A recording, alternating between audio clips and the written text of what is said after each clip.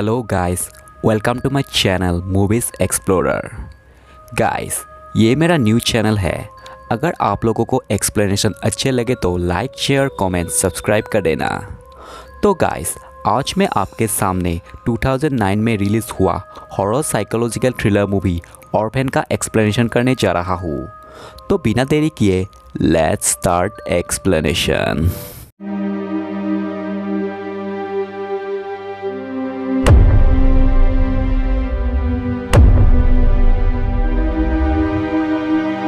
तो मूवी के शुरुआत में एक प्रेग्नेंट औरत अपने हस्बैंड के साथ हॉस्पिटल में अपने बच्चे को जन्म देने जाती है, पर वहाँ पर उसकी नॉर्मल डिलीवरी करने के बजाय डॉक्टर नर्स सीजर वगैरह लेकर भयानक तरीके से डिलीवरी करके एक खून से लथपथ बच्चे को सौंप देती है।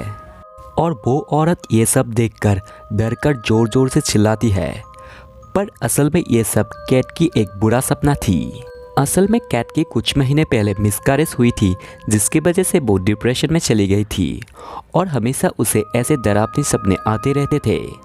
कैट के पहले से ही 2 बच्चे हैं, एक लड़का जिसका नाम डैनियल है और एक लड़की जिसका नाम मैक्स है। वो जन्म से सुन और बोल नहीं पाती थी। उसके बावजूद वो अपनी तीसरी बच्ची की डेथ की कसूरवार अपने आप को मानती थी और इसीलिए अपने पति जॉन के साथ ये डिसाइड करती है वो एक बच्चे को अडॉप्ट करेंगे। वो लोग एक ऑर्फेनेज में जाते हैं और तभी कैट को ऐसे लगती कोई उसे ऊपर से देख रहे हैं। वो लोग सभी बच्चे को देखते हुए जॉन ऊपर चला जाता है और वहाँ पर एक रूम में एक 11-12 साल की लड़की पेंटिंग कर रही थी। जॉन उसकी नाम पूछता है और वो कहती है एस्टर। तभी कैट भी वहाँ पर आ पहुँचती है। एस्टर की बिहेवियर से वो दोनों इतना इम्प्रेस होते हैं कि वो लोग ये डिसाइड करते हैं एस्टर को ही अडॉप्ट करेंगे। सिस्टर एस्टर के बारे में कहती है वो ओरिजिनली रशिया की है और उसके पहले जिस फैमिली ने उसको अडॉप्ट किया था उसकी फैमिली के सभी घर में आग लगने की वजह से डेथ हो गई थी, पर लकीली एस्टर वहाँ से सही सलामत बाहर निकलने में कामयाब हुई थी।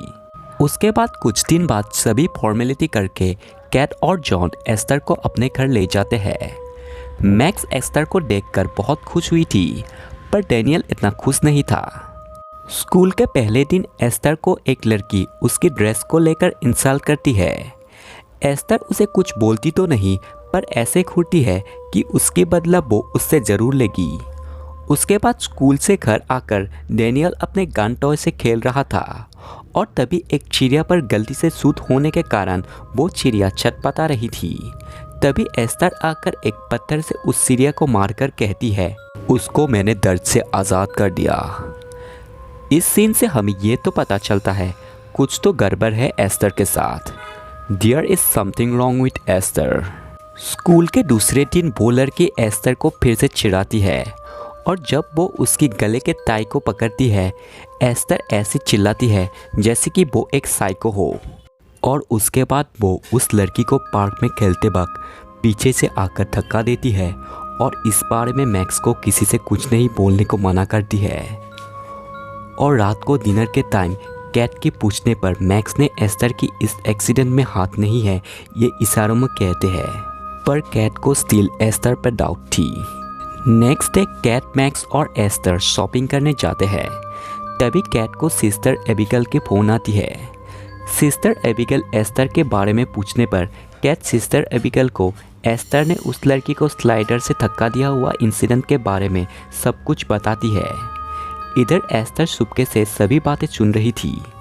सिस्टर एबिगेल ये सब सुनकर एस्टर के बारे में ताक-झाक करने शुरू कर देती है और वो तुरंत उन लोगों के घर आकर कैट और जॉन को कहती है कि there is something wrong with Esther. Esther में कुछ गड़बड़ है। पिछले ऑर्फेनेज में रहते वक्त वहाँ पर बच्चों के साथ जब भी कोई हादसा होती थी एस्टर हमेशा वहाँ पर मौजूद थी। इनफैक्ट लास्ट एडॉप्टेड फैमिली के साथ भी ऐसा हुआ था। सारे दरवाजे खिड़की बंद थे, जिसकी वजह से कोई भी बाहर निकल न पाने के कारण आग से जलकर मर गए थे। पर ऐसे में एस्टर वहाँ से बाहर निकली कैसे? सिस्टर की बातें सुनकर कैट को तो थोड़ी शक होती है, पर जॉन ये सब सीरियस नहीं लेता। इधर एस्टर फिर से सब कुछ छुपकर चुन रही थी। वो पहले एक हथौड़ा लेती है, उसके बाद मैक्स को लेकर बाहर जाती है और मैक्स को कहती है जब सिस्टर एबिगेल यहाँ से गुजरेंगी तो हम उसे रोककर इस हथौड़े से धमकाएंगे कि नेक्स्ट टाइम वो यहाँ पर ना आए। मैक्स भी एस्टर की बात मानते हुए सिस्टर के आने के वेट करती है, पर जब सिस्टर गाड़ी से आती है एस्टर मैक्स को उसकी गाड़ी के सामने धक्का दे देती है।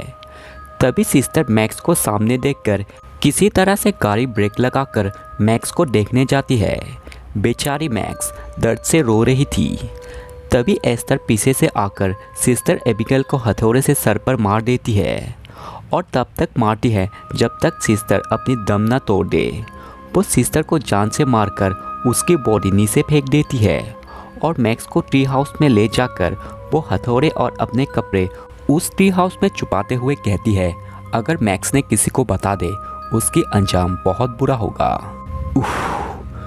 पर क्वेश्चन ये है कि इतनी कम एज में इतना क्रिमिनल माइंडेड कोई कैसे हो सकती है। उसके जवाब आप लोगों को जल्द से जल्द मिलेगी। जब वो दोनों ट्री हाउस से निकल रही थी डेनियल उन दोनों को देख लेता है। रात को डेनियल सो रहा था। तभी एस्टर एक नाइफ डेनियल के गले में रखते हुए पूछती है तुमने तभी ट्री हाउस में क्या देखा था। तभी डेनियल ज़्यादा घबराते हुए कुछ भी नहीं देखा है ये कहता है और एस्टर कहती है अगर इस बारे में किसी से कुछ भी कहा तो तुम नेक्स्ट टाइम जिंदा नहीं बचोगे। नेक्स्ट डे कैट को ऑर्फेनेज से फ़ोन आती है सिस्टर एबिगेल अभी तक ऑर्फेनेज नहीं पहुंची और उसके बाद पुलिस तहकीकात शुरू होती है और पुलिस सिस्टर की डेड बॉडी बहुत भयानक तरीके से मिलती है। तभी कैट की शक पूरी तरीके से एस्टर के ऊपर जाती है। एस्टर भी जान चुकी थी कैट को उस पर शक हो गई है और वो अब जॉन और कैट की रिलेशन में दरार पड़ने की साजिश रचती है। वो जॉन के सामने अच्छी लड़की और कैट के सामने अपनी असलियत दिखानी शुरू करती है। वो अपने आप को हर्ट करके जॉन को ये बोलती है कि कैट उसे अकेले में मारती पीटती है क्योंकि वो उसकी सगी बच्ची नहीं है। इससे उन दोनों के बीच दरार पड़ना शुरू भी होते हैं।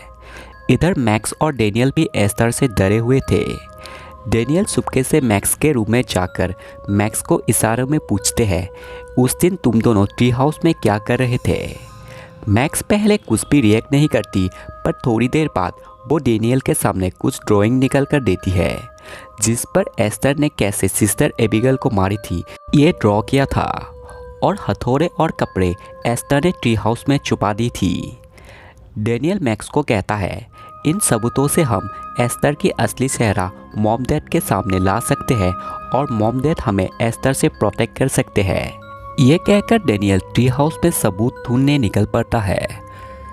इस बार भी एस्टर चुपके से सारी बातें सुन रही थी। इधर कैट एस्टर के रूम में जाकर उसके बारे में ताक-झाक करने शुरू कर देती है। तभी कैट को एक पिलो के बीच में बाइबल मिलती है जिसके पीछे के पेज में सारने इंस्टीट्यूट लिखा हुआ था।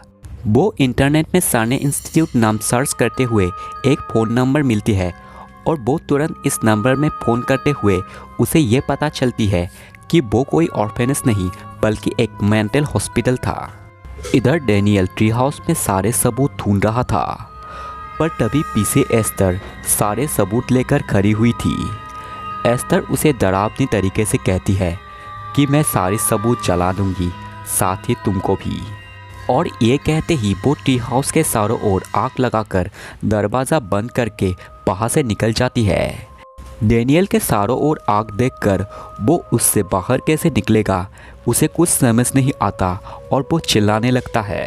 एट लास्ट वो ट्री हाउस से निकलने की कोशिश करते हुए बाहर से गिर जाता है और एस्टर एक पत्थर लेकर उसे पूरी तरीके से ख़त्म करने आगे बढ़ती है।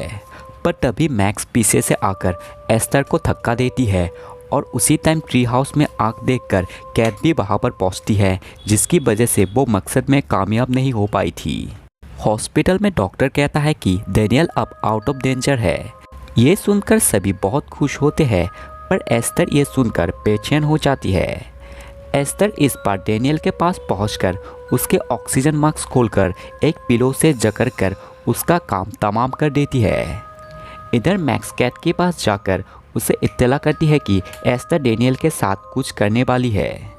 ये सुनकर कैट तुरंत डेनियल के पास जाती है पर तभी तक बहुत देर हो चुकी थी। कैट आउट ऑफ कंट्रोल होकर एस्तर को मारने जाती है और इधर एस्तर ऐसे बिहेव करती है जैसे कि वो इनोसेंट हो। एटलास कैट को कोई संभल ना पाकर एनेस्थीसी इंजेक्शन देकर उसे बेहोश कर देती है और आँख खोलने पर जॉन कैट को कहता है कि डेनियल इस बार भी आउट ऑफ डेंजर है और वो अब मैक्स और एस्तर को घर ले जाएंगे।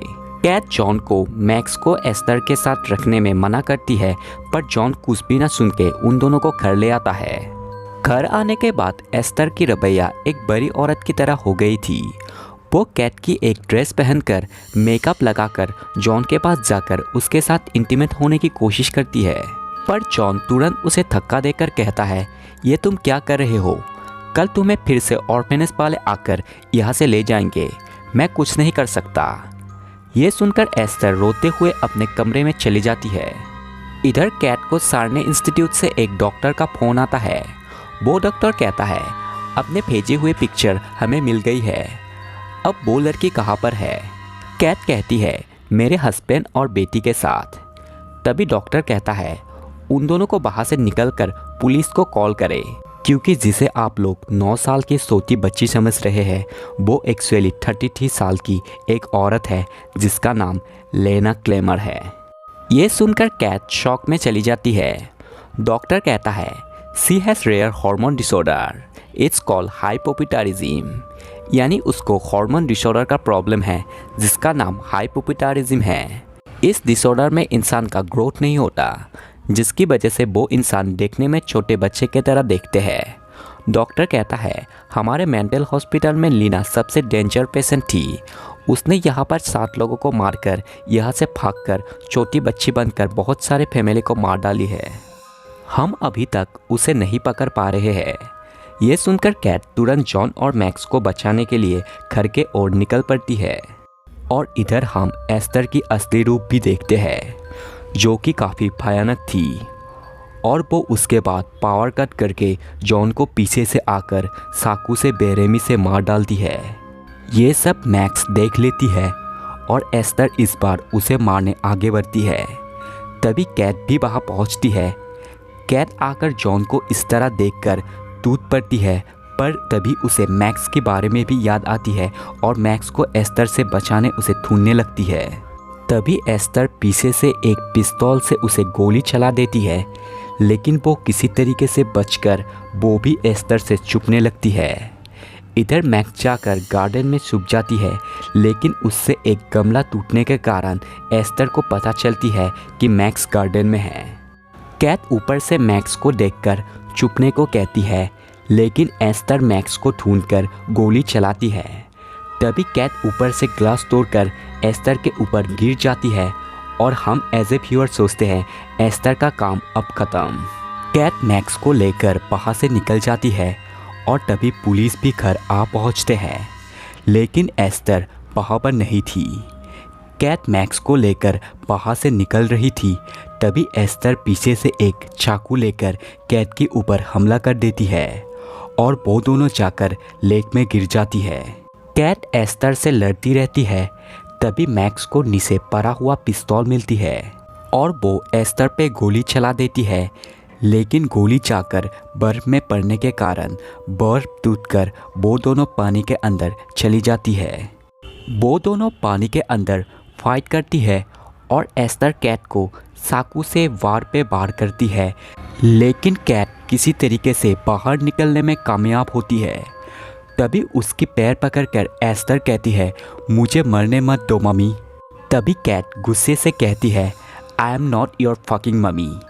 ये कहकर एक जोर से किक करते हुए एस्तर को पानी में धकेल देती है और एस्तर की बॉडी पानी के अंदर जाते हुए गायब हो जाती है।